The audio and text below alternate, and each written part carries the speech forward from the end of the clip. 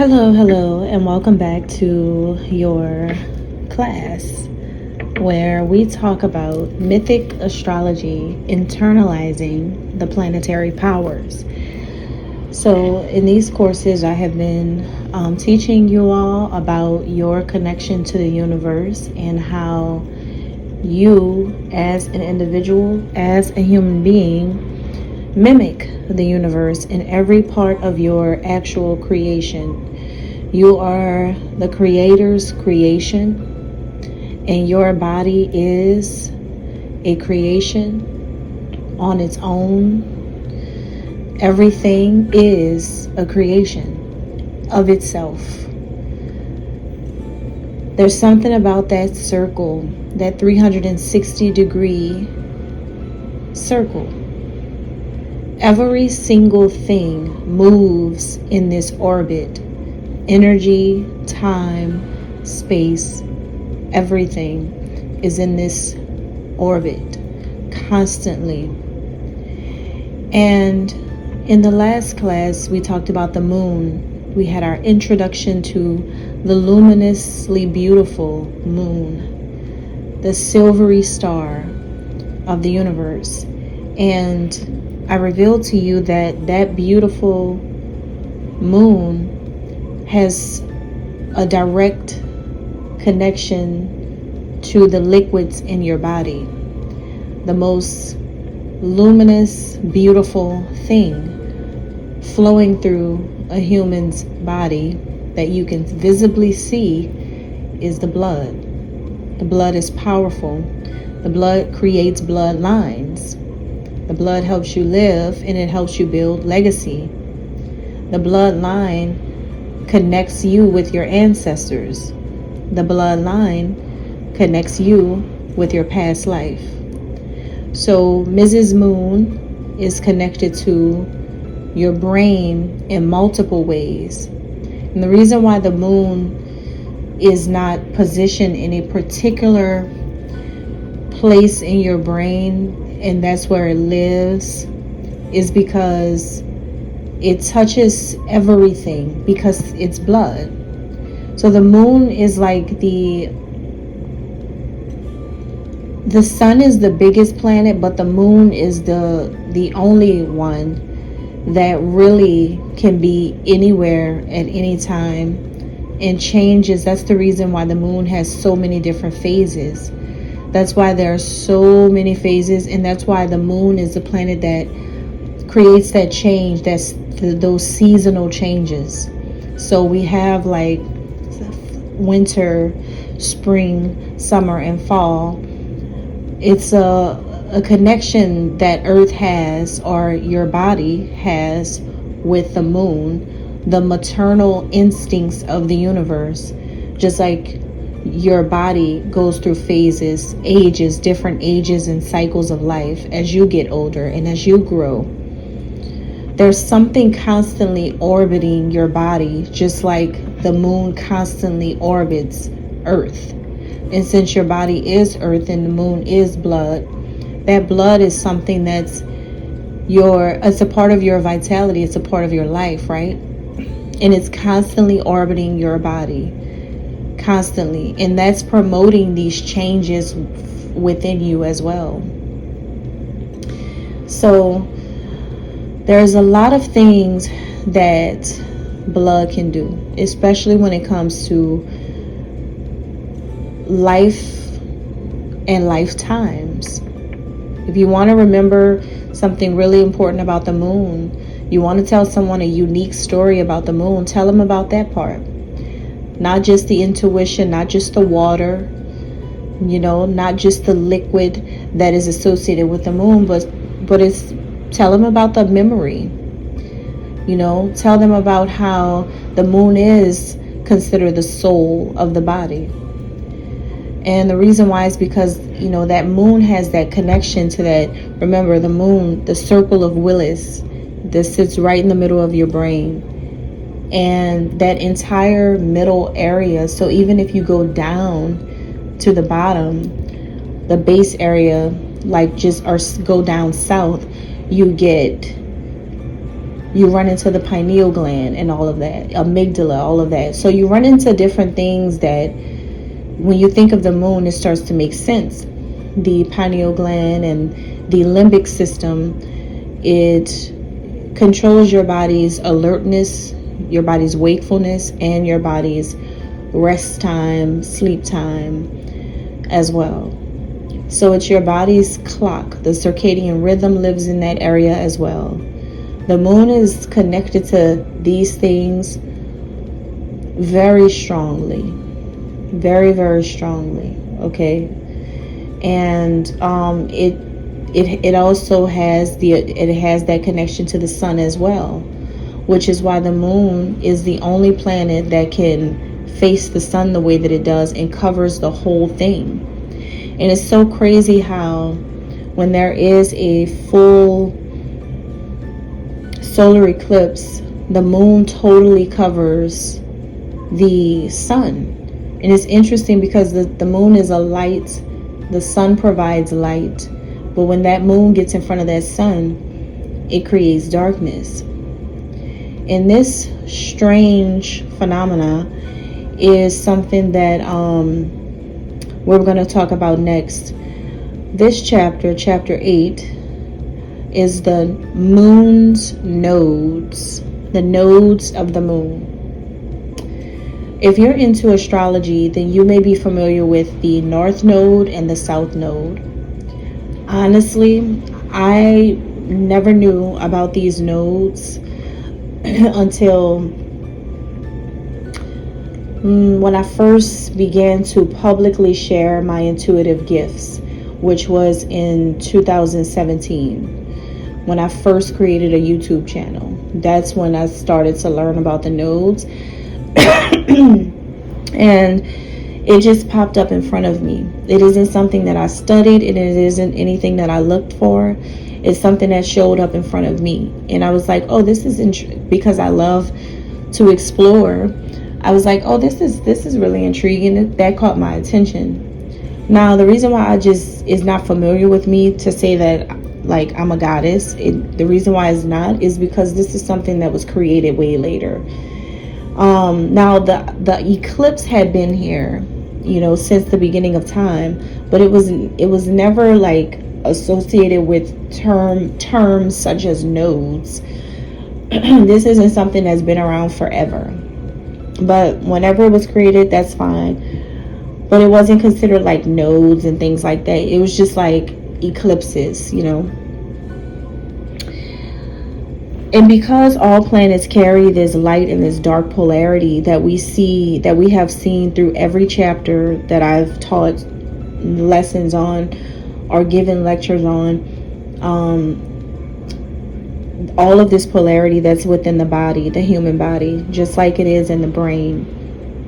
And we have learned how whatever is going on up in the mind is reflecting or showing up on the body, aka the earth. So what's happening in the stars is also influencing, inspiring, and making all of these things happen on earth. And it's interesting how, like, okay, let me use something for an example in real time so that you guys can really get the concept of all of this. Some people could be following along really well, and some people may be like still thinking it's just something, because see,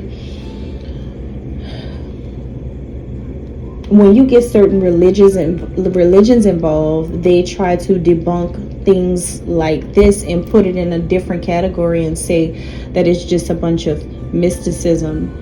But this is not. This is the actual, if I'm really this person that, like, I am, and I'm telling you this, and this is really making sense, it's because it's really the truth.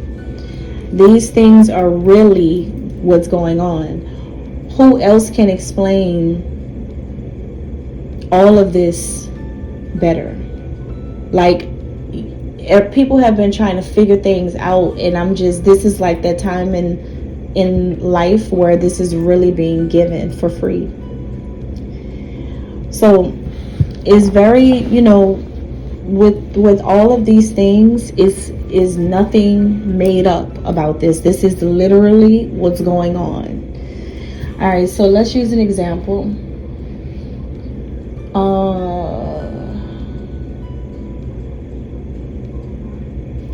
Dang, I don't have my other book in front of me right now.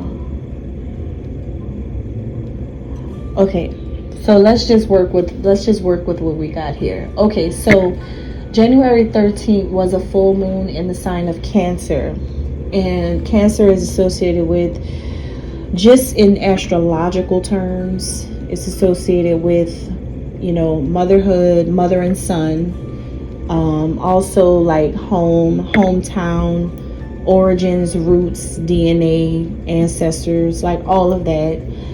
Nurturing, that's like the most popular thing, nurturing, things like that.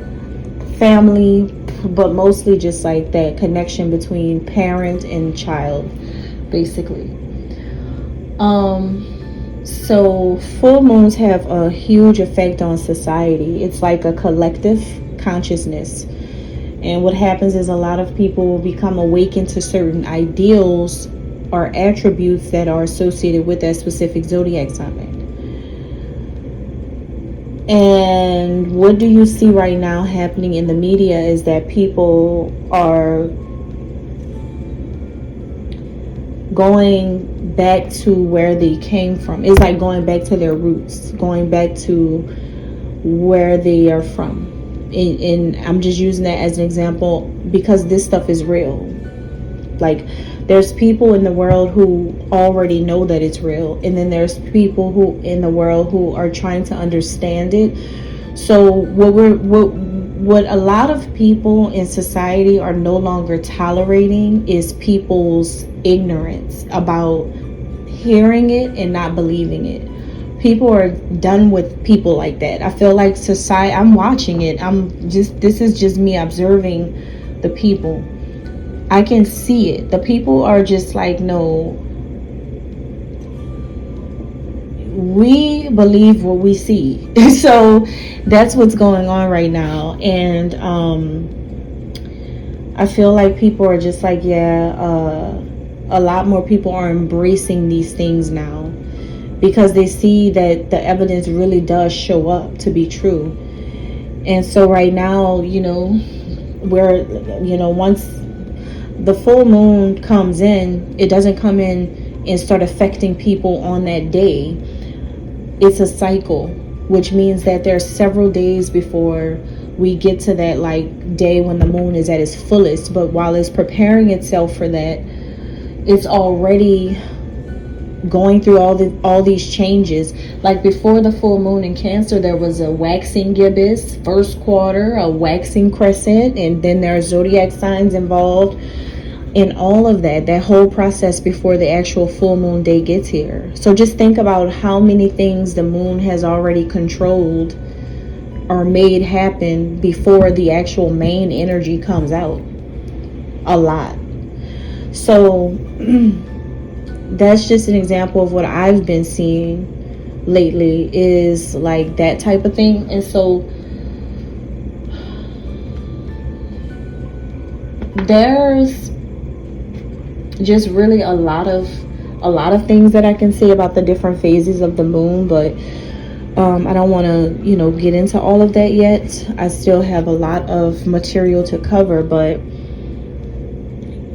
things really will make sense if you really believe in it. If you really believe in it, then everything will connect. Everything will connect for you, and you'll start to understand. So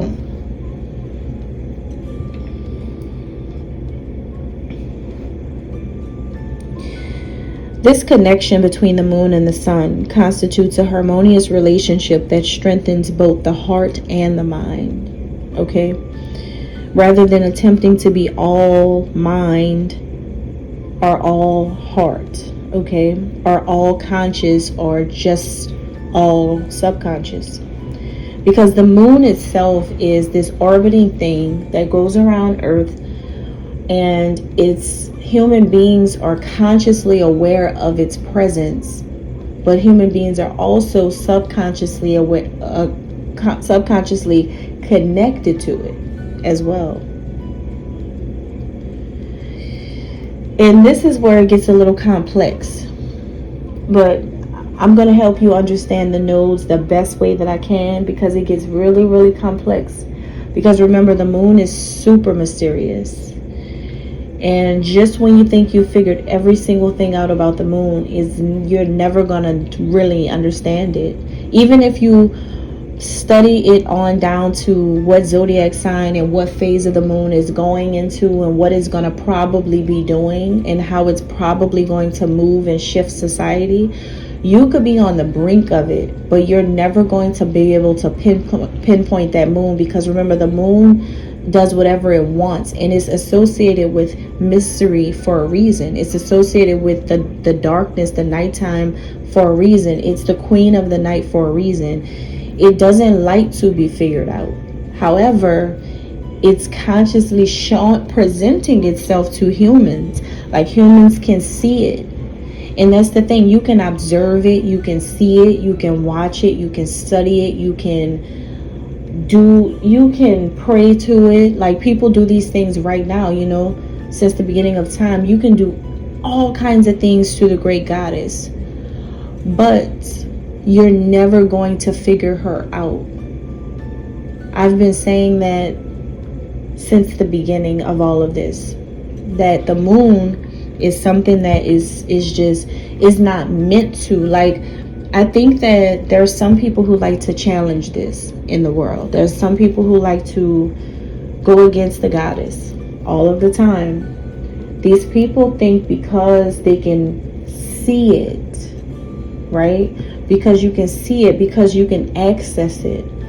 There's people who even talk about walking on it, like literally visiting, right? Just because of these things, that's the thing about the moon. It's illusions. The moon is full of illusions. It's always creating illusions. So even if no matter how close you ever get to the moon, and no matter what ever happens and what you ever see with your own two eyes, some things, even if you feel like you can explain it to the next person the best way possible, you just won't ever understand it the way I do.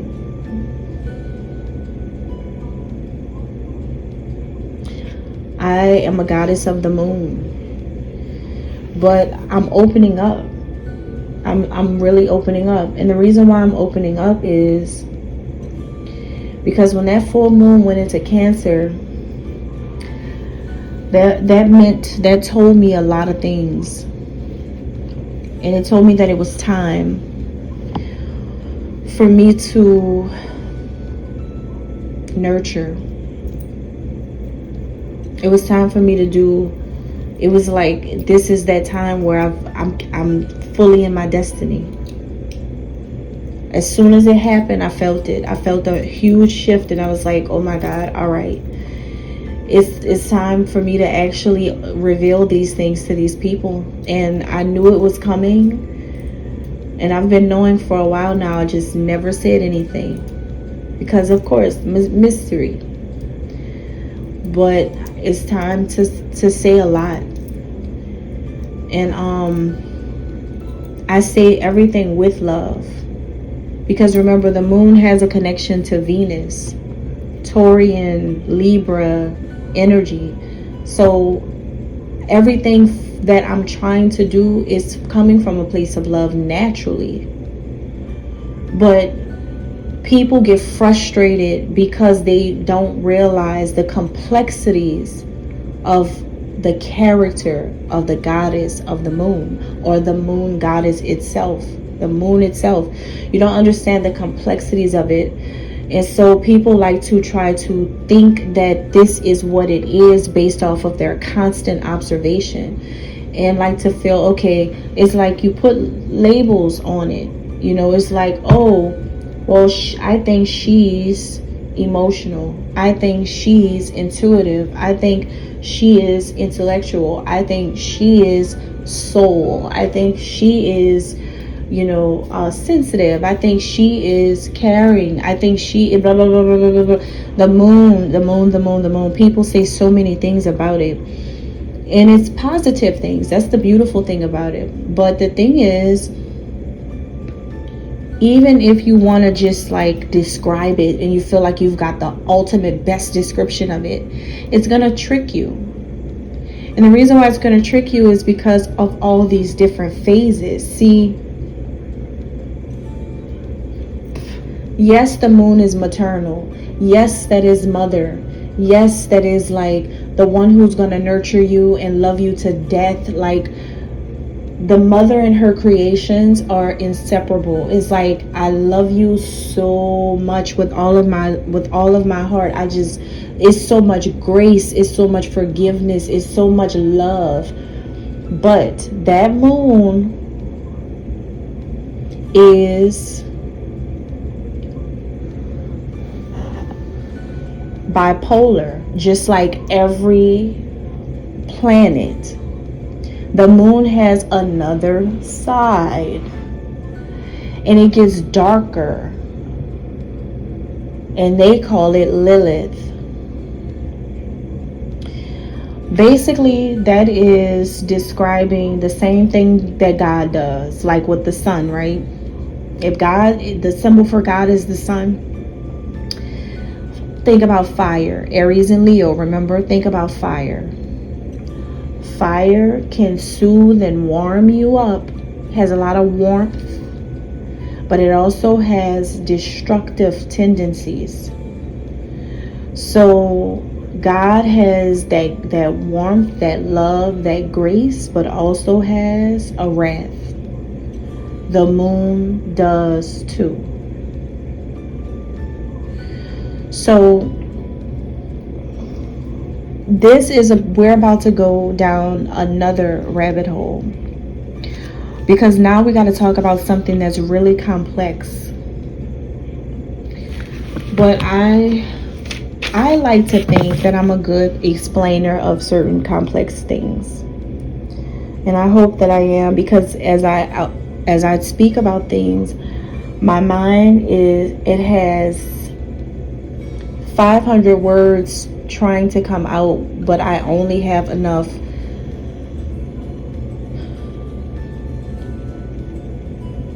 vitality to speak normally, like at this pace, right? But it's like a lot of them trying to all come out at one time, because I have so many creative ideas and so many, like,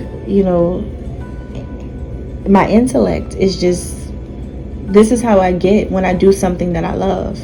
This is really something I really, really love. And it's a shame that people want to trick themselves into, once again, thinking that they had it all right about the moon. But the thing is, that's what makes the moon so special, these nodes. Okay? Let me tell you about them. I'll try.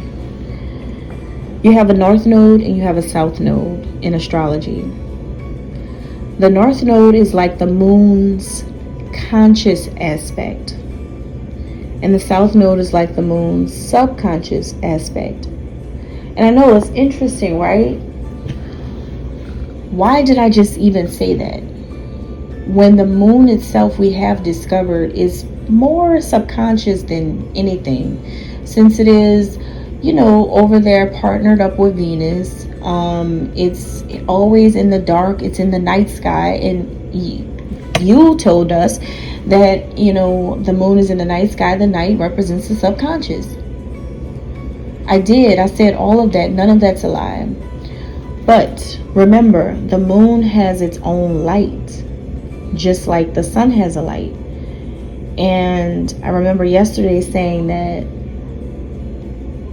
the moon can't be 100% subconscious, even though it lives in the subconscious part of the universe. The nighttime, it can't be all subconscious for two reasons: because it has a light, and also because humans can consciously see it. So that's why it can't be 100% subconscious, not the moon. That's the biggest thing. A lot of people think that it is because it comes out in the night and it's associated with dreams and sleep and all of that, right? But that's why it's so complex. I mean, we could talk about the moon for a long time. To be honest, it has a lot of things going on with it. A lot. Like, the moon is the most intriguing planet because it's the most complex planet ever. Now, why, we got that. We understand now why it can't be 100% subconscious aspect. It can't be. The moon even has a conscious aspect. The moon has that polarity, like I was saying. So, what is the moon's conscious aspect? What is that even about? Well, this is all about something that some people can do, which is lucid dreaming and deja vu. So a lot of people never knew that deja vu is what it is. People can have those deja vu experiences. Some scientists have tied it and linked it to certain things. And some reports have not found out how that happens. Some historians, scientists, all types of people have tried to figure out how can human beings have deja vu or lucid dream? What is it actually connected to? It's actually connected to the mind. But remember, yesterday we were talking about how if we got to find its reflection on the body, on the lower part. And I told you that it's blood. So the two main places where blood does its most powerful work, the brain and the heart. So since the moon is representing that heart space, because it's all of that in that area, that solar plexus heart area. So you've got this whole space right there. So I have to explain to you the moon, the nodes of the moon at the top and the bottom. Let's begin with the mind. All right, so lucid dreaming and deja vu. So the moon's conscious aspect is pretty much if you think about lucid dreaming is when you can be asleep having a dream and also be aware that you're asleep having a dream. It's that being in between two worlds thing. It's really literally how can a person even be up and sleep at the same time? Literally at the same time. It's you're sleeping, but you are aware of everything. You're aware that you're sleeping. You're aware of your actual physical surroundings and the surroundings that's in the dream. That's really interesting. And a lot of people can actually tap into that and do it. Some people want to do it, and I just be looking why do you even want to do that? But people love to want to even induce it. People like to induce it. People like it. I don't know why. Maybe, and some people that I have seen that actually likes it are those people who are people who like to do mushrooms and psychedelics and stuff. They may have the mental capacity to challenge themselves in that kind of way since they like psychedelics and things like that. So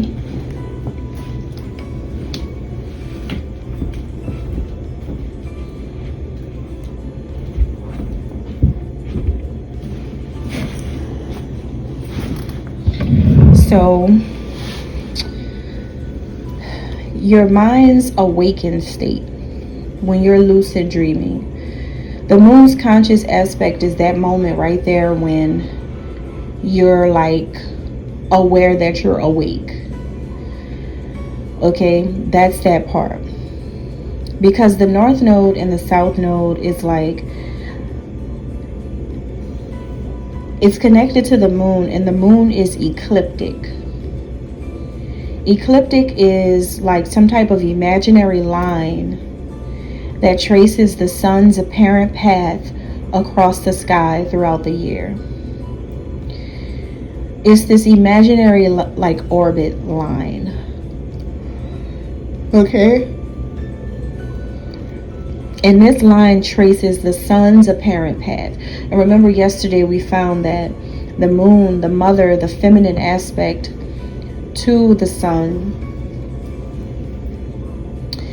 the mother of the sun, right? The counterpart mother of the sun is, if the sun is the individual's innate will, your natural born purpose, then the moon is that light that shows you it, right? And so since the moon is ecliptic, then there's some type of imaginary line that's always there to show the sun what it's doing and where the energy needs to go.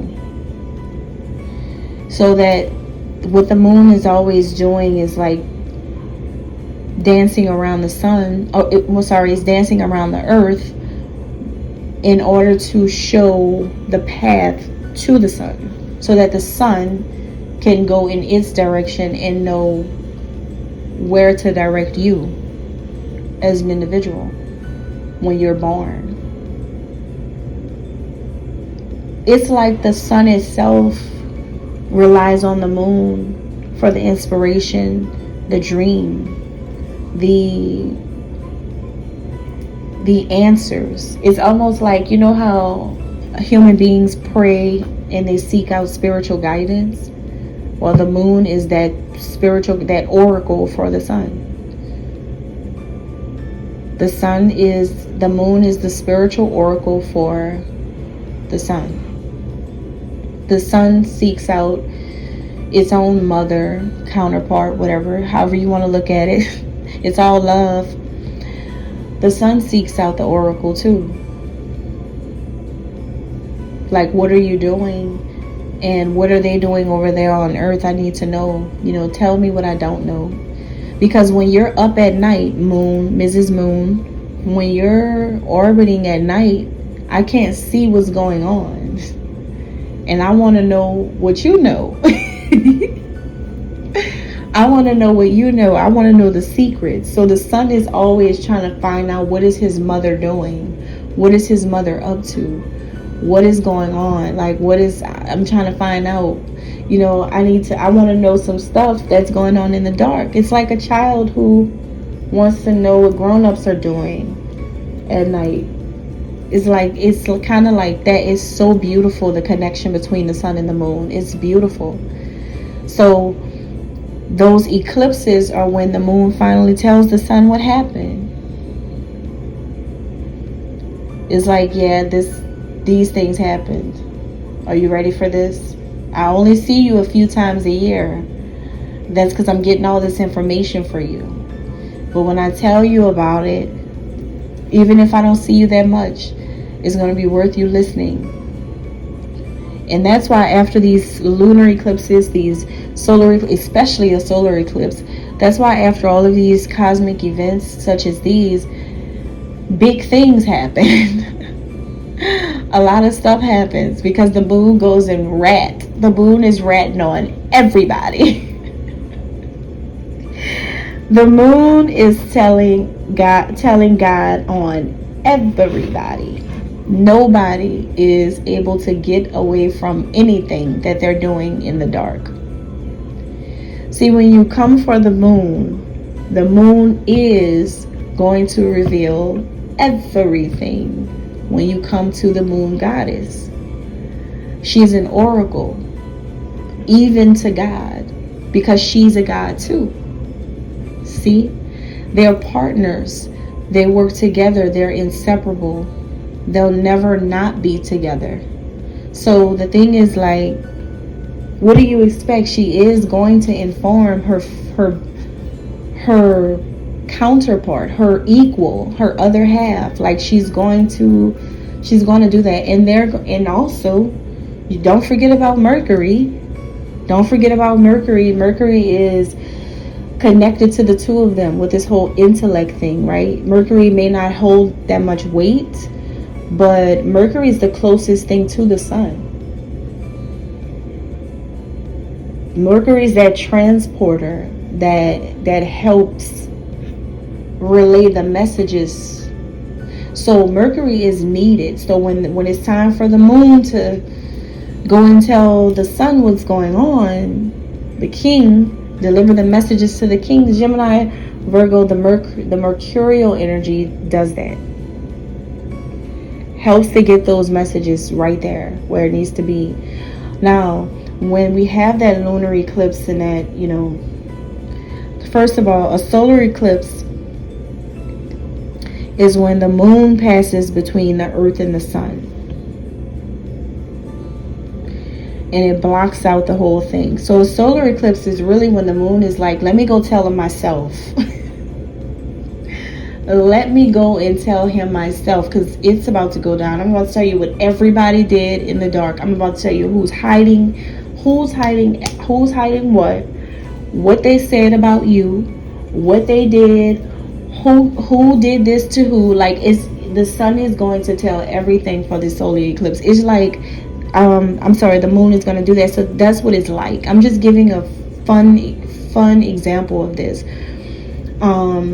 Maybe to give some entertainment here, but that's what it's like. It's like, I'm going to tell you everything that happened. Now, a lunar eclipse is when the earth passes between the moon and the sun, right? So when the physical passes between the celestial is a lunar eclipse, and it creates a shadow on the moon.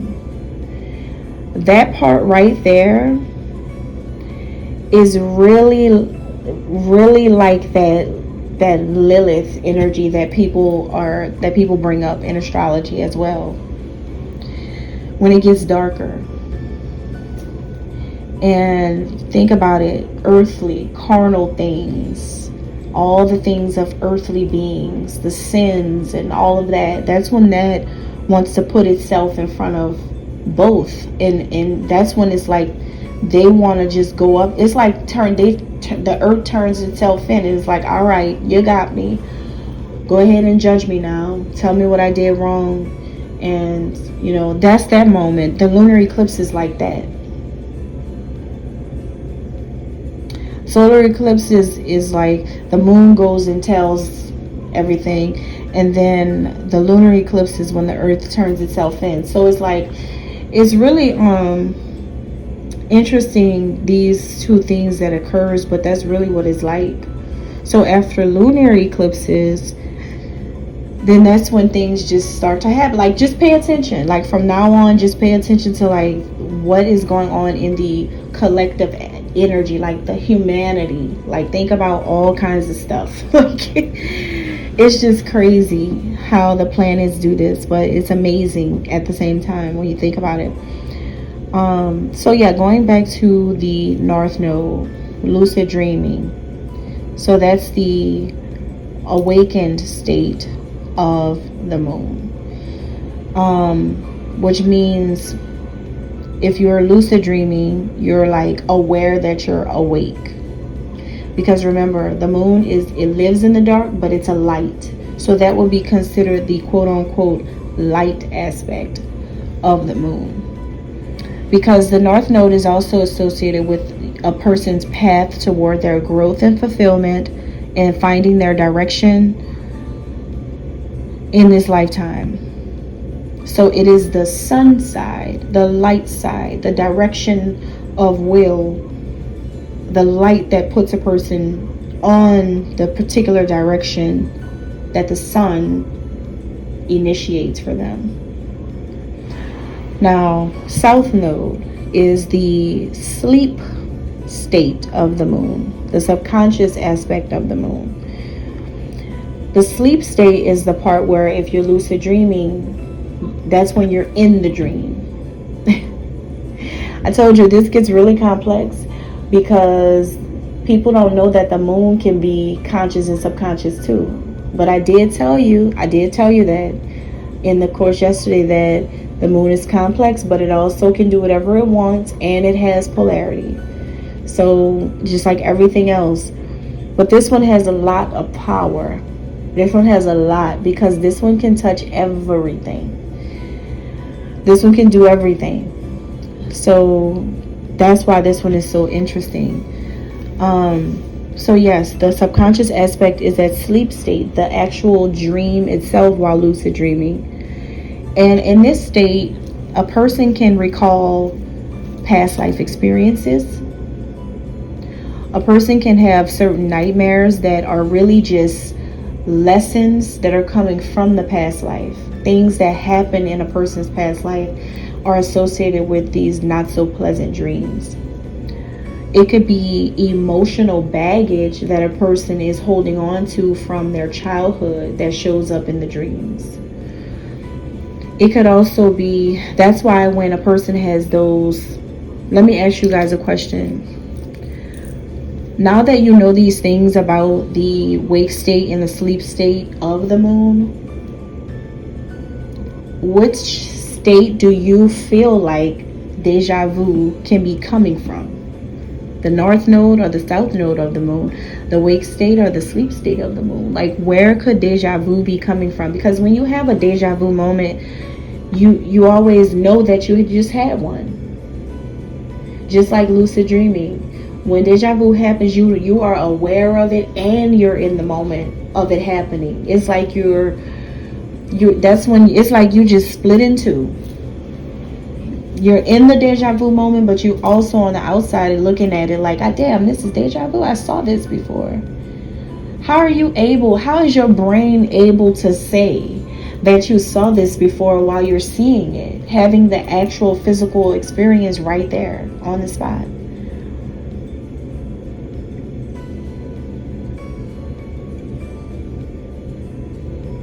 So I don't know if you guys answered that yet, but the correct answer, because this is a trick question, the correct answer is that it would be both aspects. Because lucid dreaming happens in the wake state and the sleep state of the moon. The moon's conscious aspect and the moon's subconscious aspect. So then the answer for deja vu, since it's the same type of phenomena, it will be both aspects. Even though you're not sleeping when deja vu happens, that moment is still a dream. Man, see, it gets so complex because some people may want to argue about that and be like, no, that means that it's just really the north node because that's the light in the dark, that's the whole, the wake state, because you're not sleeping in a bed when you have deja vu all the time. You're up, so people would think that's day and day.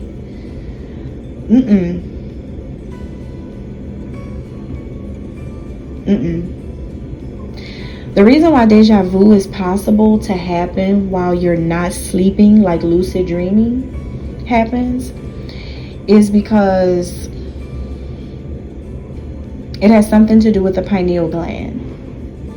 Because remember, the pineal gland is your body's controller, like to tell it when to go to sleep and when to wake up.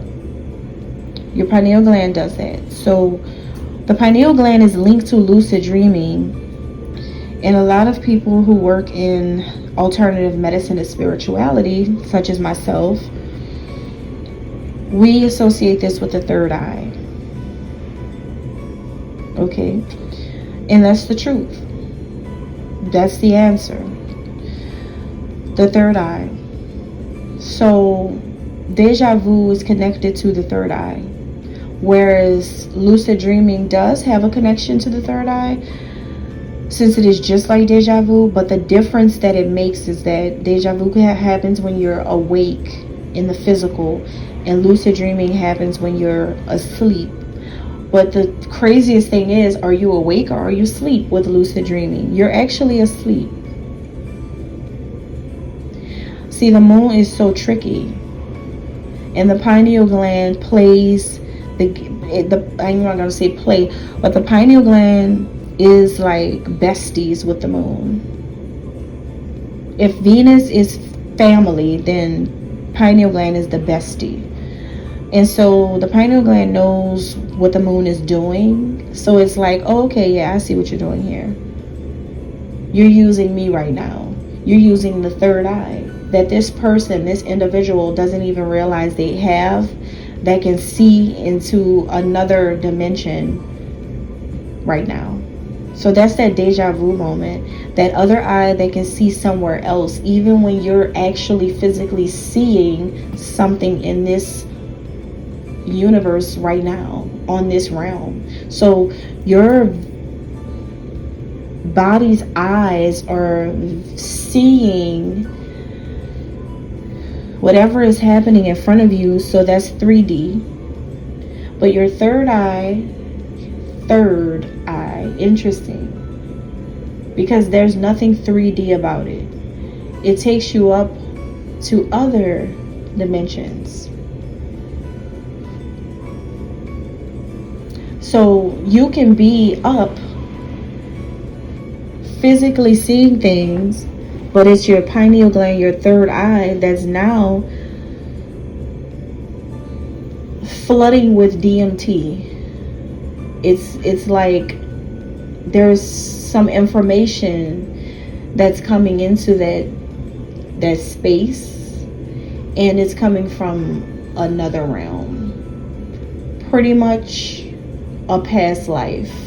Something that you forgot about, but you were here before. It's like trying to remind you something happened right there. It's like a crossing of wires. Like, you know how when you're listening to the radio and everything sounds clear, and then another station comes out of nowhere. It's like I was just listening to Christian pop, and then out of nowhere soft rock came through. It's like that moment. And it's something that is linked to the third eye pineal gland for that deja vu. So yes, the wake state, the moon's conscious aspect, is connected with the sun, because the sun is the direction of will. Okay, and the north node is going to be the path to the growth and fulfillment, the direction a person is meant to take. The south node is the sleep state, or the subconscious aspect of the moon, because it's more connected to Venus, the Venus side of the mind, which is controlling that memory and that parietal, I think it's called parietal lobe, over there. Basically, I'm gonna just say over there, okay? It's controlling these things. So because the south node is connected to a person's past life experiences, lessons in the past life, what a person was like in their past life. Okay, even though, you know, and then again, different lobes in the brain, they have a right and left. They're connected to the right and left side. I mean, it's just polarity all over the place. Okay, now lastly, for this part, I just want to bring up the where it's located at in the earth now, your body. Where does the nose of the moon show up? So we know that the heart space, right? That's where, that's like the base of it for the body part. We already know that the circle of Willis is where it's at in the brain, but the body part is like the heart. Okay, so you have a heart. Now, the heart has 4 parts, just like the brain, just like 4 seasons that the moon is connected to. 4 seasons that we have: winter, spring, summer, and fall. So the heart has 4 parts as well. There's two upper chambers and 2 lower chambers of the heart. There's the duality again. And there's the light and dark again. Like, that's when we get into all of this all over again. So the upper and the lower, there's the split. Your heart is like asymmetrical, first of all. But besides that, yeah, it's like there's 2 upper chambers and literally 2 lower chambers.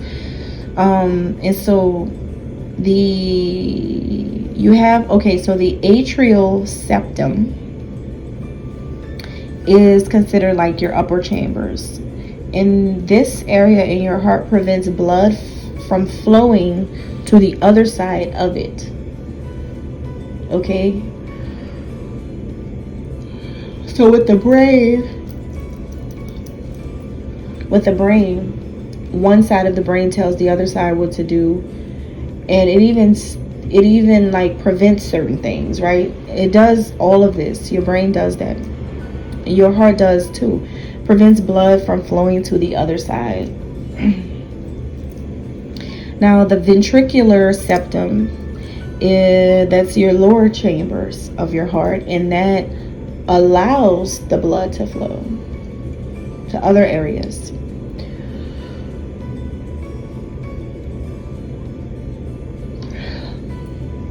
Now, think about it. Why is that considered the north node and the south node? Well, the obvious is the directional thing. Upper chambers, lower chambers, north and south. That's obvious. Now, what is not so obvious is the fact that these upper chambers prevent the blood flow from flowing to the other side of the atria. So,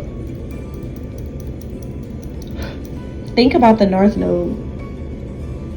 If this is all about direction, the north node is like pertaining to the direction that a person is supposed to go in order to gain growth and fulfillment. It's the direction of their purpose, where you're supposed to be going when you were born, what God said you were supposed to, the direction God, the plan that God has for you when you're born, that you're not going to find out really until your subconscious comes in, right? So that's the direction. And then you have this atrial septum, which prevents the blood from flowing to the other side. So what does that sound like?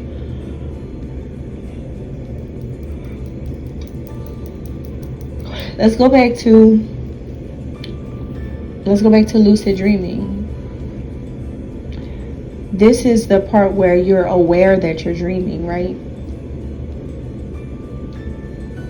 And if the north node is the direction that you're meant to take, the path to growth and fulfillment, in order for you to get in alignment with what you were born to do,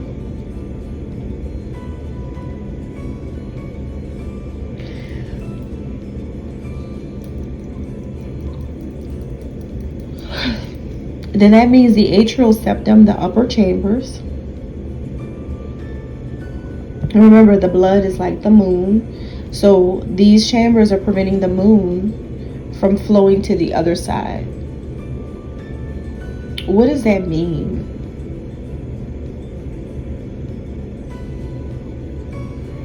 It sounds like something that would stop the orbit of the moon from going around the earth.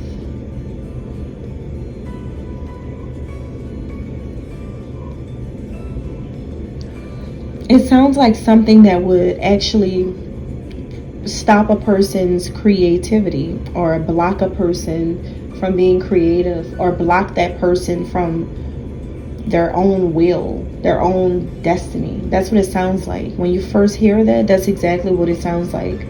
But it's not. It doesn't mean that.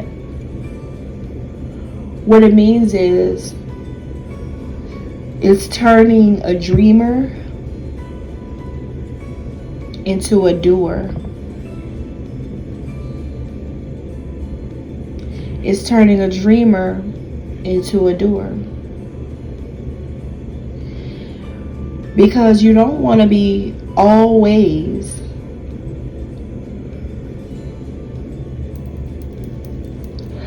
asleep. You don't want to be always sleeping on yourself. You don't want to be unaware of your innate skills and abilities. You don't want to be. So that's why this upper chamber stops the blood flow from going to the other side, like stopping the moon from going to the other side. Think about the mind. It's stopping, preventing a person from thinking, from their head being too much in the clouds, being too much of a dreamer, being too unrealistic, being too idealistic. We got to bring some practicality in there. We've got to bring some sensibility. We've got to make it real, and we have to make it make sense. When are you going to make your dream come true? That's the upper chambers. When are you going to make your dream come true? And that's the part that's going to help you do it. It kicks everything into action for you. South Node. This is the past life experiences, the lessons involved, what a person was like in their past life, the memory, all of that. Ventricular septum, lower chambers, allows blood flow. So it's allowing the moon to just be the moon, to do its thing, to not stop it. This is the sleep state.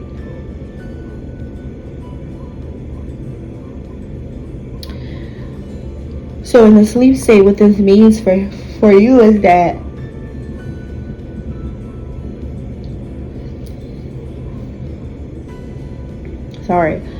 what this means for you in a sleep state is that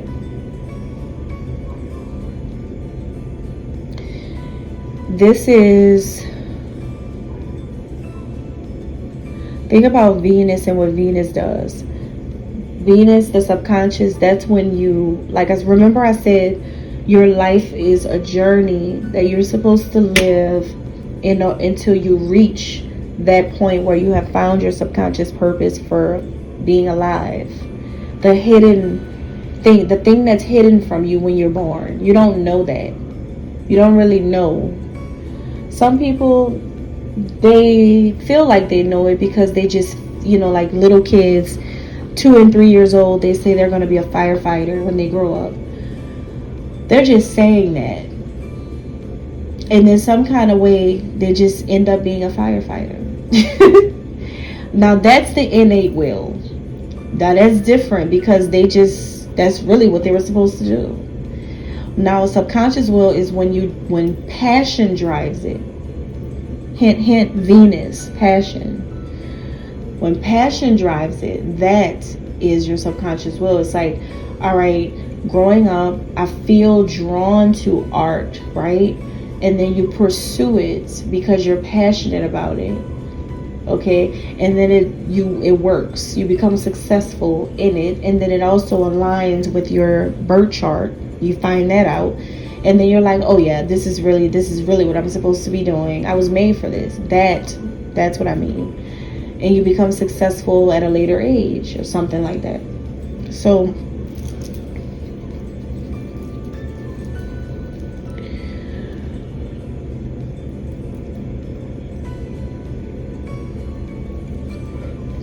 your South Node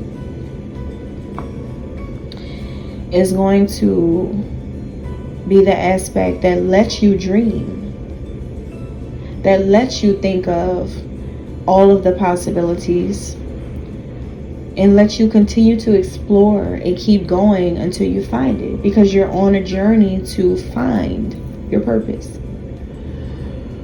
So that's the dreamer in you. It's either action or dream.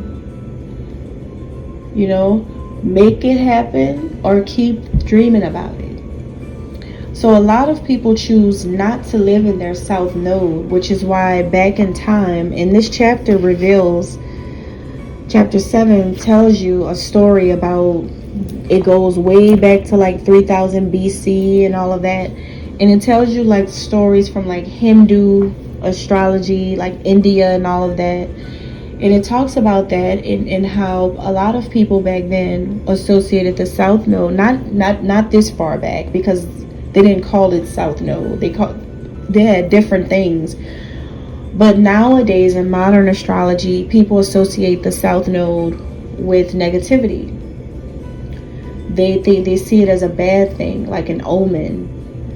And now you know the reason why. The real reason why is because this is the part where you're just dreaming and like not taking action. So when astrologically, when people are strongly affected by the south node aspect in their chart, that's why it's seen as malefic. That connection seems to be malefic and not really a part of destiny, because it's the part where the dreamer never becomes the achiever. So that's why people tend to shy away from it. But it's every person has a south node in their birth chart, which means that, you know, a lot of people, it's going to teach you lessons from the past. It isn't something to shy away from or to not like. It's something to actually want to become aware of, so that you can know like what is happening. Why are you experiencing certain things? Because this happened to you before, and this lifetime is the actual deja vu. It's the actual deja vu, this lifetime. Because it's like, yeah, you have been here before, according to your south node. Something that's going on now, it did happen before, and that south node energy is here to teach you a lesson about what happened a time before. Okay, so page 76, it explains how the individual also follows the other road. And I just like the way it is explained. That's what I wanted to say. Page 76, they explain all of pretty much everything that I was just talking about by simply saying that the individual follows, quote unquote, the other road. Because when you're born, you're going to follow the path of the sun. Everybody. God predestined people to do certain things and to be certain people. However, you also follow the road, the moonlit path of the moon. And the moon is going to confuse you. So when you are going to college and you're trying to figure out what to major in, some people are always lost, like just in two minds. Some people know exactly what they're going to do, but those are usually logical thinkers, pretty rational, pretty analytical, pretty left-brained, pretty much got it together. But those creative, artsy types, those undecided people, those indecisive people, those imaginative people, those subconscious thinkers, they're always going to have a hard time trying to figure it out at first. Because the North Node is going to tell them that they should definitely follow a certain path. But then here comes the South Node. Boom, it comes in to, keep them in a dreamer state. And it's kind of hard to make certain decisions sometimes about what to do. So, it's very nice to know about the nodes now. Maybe now you have a totally different, I think you guys are going to have a totally different perspective about the nodes. your perspective on the nodes will be changed forever, I feel like, because I know mine did. And it's just really you know, amazing to see it all happen like this. But this is really what it is, you know. It's just, there's always going to be something trying to block you from getting to your higher calling. But it does that to direct your will. It does that to help you align on the right path. So sometimes you may feel like you're getting knocked off your path and something happens and you've got to change something. You could feel like, you know, upset about it. You may feel like, why is this happening to me? You know, that's because that may not be your purpose. That may not be. And then you get triggered, and then you go into the subconscious aspect, the south node energy, and then things start to come back up from the past life that hurt you. So even this is the moon really testing your consciousness. It's testing the light and dark aspects of you. Okay, so just remember that the moon is too mysterious, and it knows people better than people know themselves. It's the oracle, so it's gonna know everything about you. All right, that's all I have. Thank you.